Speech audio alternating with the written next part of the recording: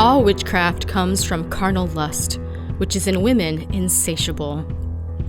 Between the 1400s and 1700s, tens of thousands of women were executed for witchcraft, and mostly women who had stepped outside of their prescribed roles by being self-sufficient and non-submissive, which of course, in combination with society's assumptions about female sexuality and moral weakness, caused them to be prime targets. At a time when Christianity and a belief in the supernatural were cornerstones of society, witches were considered to be emissaries of the devil, giving them power to harm others in return for his loyalty.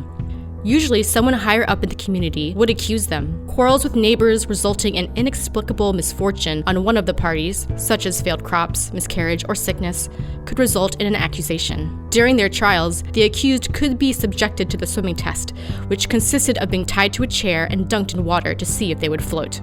As you can probably guess, this test had a pretty low success rate. They were typically burned alive due to the belief that burned bodies could not be resurrected on Judgment Day, though others were hanged. But why were some women targeted more than others?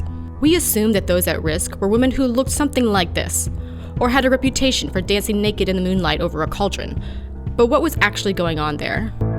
One could be suspected of witchcraft for many things: being an outsider, poor, not conventionally attractive, outspoken, not going to church, or even just having a furry companion, called a familiar. But the one prevailing characteristic that put one at risk was either being a widowed, divorced, or never married woman. In other words, a woman not under the protection of a man. And to the mind of people during the witch hunts, an independent woman was a promiscuous one.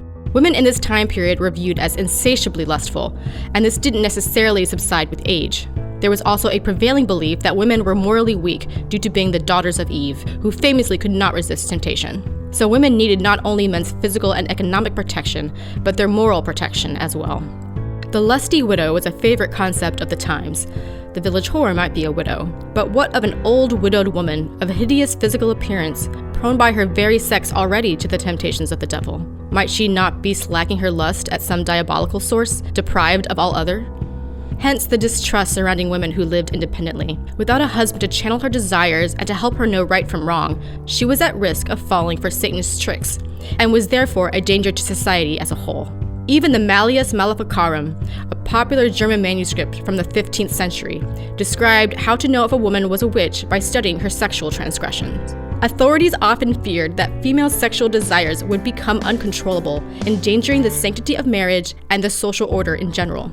They experimented with different kinds of laws, institutions, and regulations to manage women perceived as promiscuous. Since sexual desire has often been seen as an uncontrollable emotion, it becomes a metaphor for various kinds of social and political disorder. Generalized anxiety about social change often focused on the figure of the immoral woman. It was no coincidence that the infamous Salem witch trials came near the end of the movement. At first, the right kind of women were accused. Sarah Good was a homeless beggar. Tituba was an enslaved woman from the Caribbean. Bridget Bishop was an elderly woman known for her promiscuity. But when married, godly women began to be accused, the public interest in witch trials abated. Could it have something to do with the trials no longer serving their purpose of managing the unruly women of society? Also interestingly, the end of the witch trials coincided with a shift in the perception of female sexual desire from insatiable to practically non-existent. Think of the Victorian woman who had sex only out of duty and to have children, and therefore was able to be controlled in a whole new and less violent way. In the song for my musical, the accused woman is a composite of these thousands of nameless, independent, and lusty women who, in this song, is on trial to defend herself. But it will be up to you to decide what is true and what's a lie. You say lying is a sin, but so is not fitting in. And if I told you the truth, you'd